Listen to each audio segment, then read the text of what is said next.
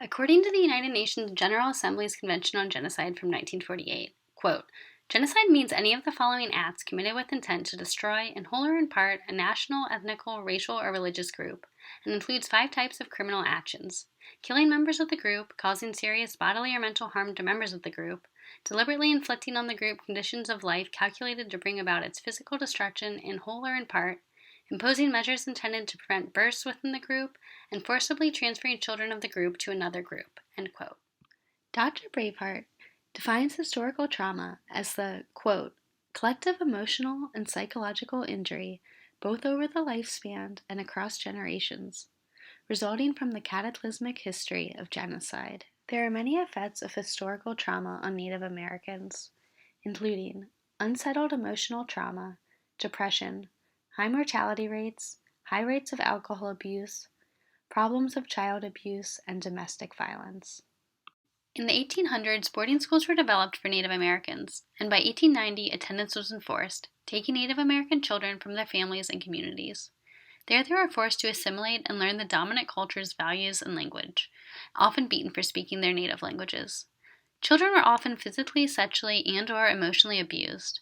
This continued until the passing of the Indian Child Welfare Act in 1978, when parents were finally able to refuse the boarding schools. To many Native American tribes, land is more than just property. It is sacred. And as European colonizers took Native Americans' land, they were also taking away sacred spaces and a way of life. Reservations were developed to relocate Native Americans, often forcing different tribal groups to live together on restricted lands. However, colonizers went on to break treaties, moving Native Americans from those restricted reservations to others. In 1868, the Fort Laramie Treaty reduced the Great Sioux Nation's lands. Only a few years later, in 1874, gold was discovered on this reduced land, in the sacred Black Hills, starting the Great Sioux War of 1876. Ignoring the treaty, eventually the U.S. was able to force the Sioux Nation to surrender and force them into the agreement of 1877, which took more of their land along with their sacred Black Hills and established reservations.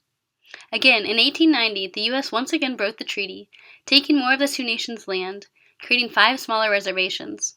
The Laramie Treaty continues to be ignored to this day.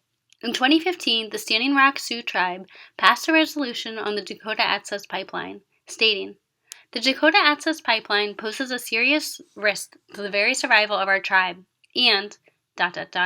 would destroy valuable cultural resources." But of course, that did not stop the pipeline. And next week, after a recent 383,000-gallon leak, the Standing Rock Sioux tribe will be fighting against a new proposal to double the capacity of the pipeline. Dr. Braveheart states, quote, "The concept of historical unresolved grief has powerful implications not only for healing from our past, but for giving us the strength and commitment to save ourselves and future generations. The American Indian Holocaust is unfortunately not unique to present world events, which themselves continue the pattern of oppression and genocide." End quote.